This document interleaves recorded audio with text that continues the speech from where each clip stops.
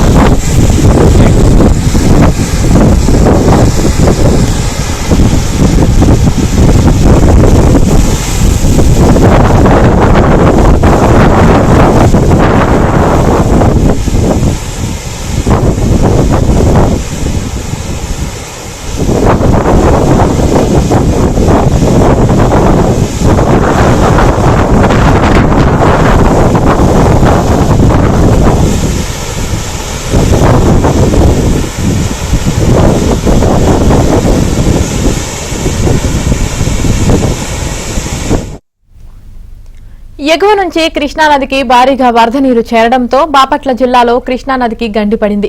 కొల్లూరు అరవింద వారధి వద్ద కట్ట తెగిపోయింది. దీంతో కృష్ణానది ఉధృతంగా ప్రవహిస్తుండటంతో లంక గ్రామాలకు సంబంధాలు తెగిపోయాయి. సమాచారాన్ని అందుకున్న ఎమ్మెల్యే నక్క ఆనందబాబు కట్ట తెగిపోవడంతో అధికారులను అడిగి సమాచారాన్ని తెలుసుకున్నారు. మరోవైపు లంక గ్రామాల ప్రజలు బిక్కుబిక్కుమంటూ కాలం గడుపుతున్నారు. ప్రభుత్వం వెంటనే స్పందించి సహాయక చర్యలు చేపట్టాలని కోరుతున్నారు. ఇక ఇదే విషయానికి సంబంధించి మరింత సమాచారం మా ప్రతినిధి సాంబశివరావు అందిస్తారు.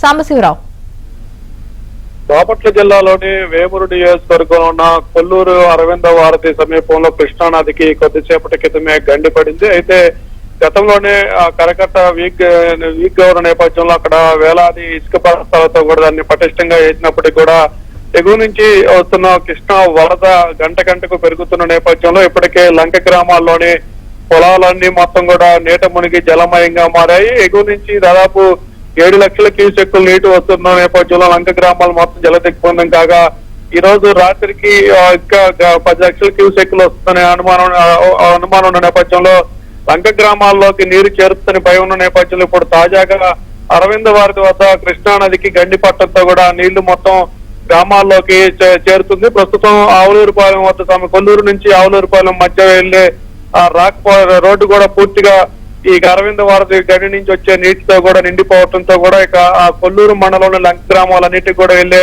ప్రధాన రహదారి అదే కావడంతో కూడా లంక గ్రామాలన్నిటికీ కూడా ఆ రాకపోకలు పూర్తిగా స్తంభించిపోయాయి. ఇప్పటికే లంక గ్రామాలన్నింటిలో కూడా అక్కడ ఉన్న ఎమ్మెల్యే నక్క ఆనందబాబు తిరిగి అధికార యంత్రాంగాన్ని అప్రమత్తం చేశారు. ప్రజలు ఎలాంటి విపత్తు వచ్చినా ప్రజలను సురక్షిత ప్రాంతాలు తరలించే విధంగా పునరావాస కేంద్రాలు ఏర్పాటు చేయాలని కూడా అధికార యంత్రాంగాన్ని ప్రతి గ్రామంలో ఏర్పాటు చేశారు. ఇప్పుడు గండి పడిన నేపథ్యంలో ఆ ప్రజలు ఎవరు కూడా ఆ రోడ్డు దాటే ప్రయత్నం చేయడం కానీ ఆ రోడ్లు వెళ్లకుండా కూడా పోలీసులు నాడు బందోబస్తు కూడా పెట్టినట్టు కూడా తెలుస్తుంది. ప్రజలు కూడా ఎవరో కూడా పని లేకుండా రోడ్ల మీదకి రావద్దు, ఆ రోడ్లో ప్రయాణించవద్దంటూ కూడా ఇప్పటికే పోలీసులు అయితే అక్కడ ఆంక్షలు విధించారు. ఇప్పుడు మరి ఎగువ నుంచి లక్షలాది క్యూసెక్కువ వరద నీరు వస్తున్న నేపథ్యంలో ఇప్పుడు అక్కడ అరవింద వారధి వద్ద కృష్ణానదికి పడిన గండి వల్ల ఎంతటి ప్రమాదం సంభవిస్తుందో, ఎన్ని గ్రామాలకు నీరు వెళ్తున్నట్టు కూడా ప్రజలు అయితే అక్కడ భయాందోళన ఉన్న పరిస్థితి అయితే ఉంది ఇక్కడ.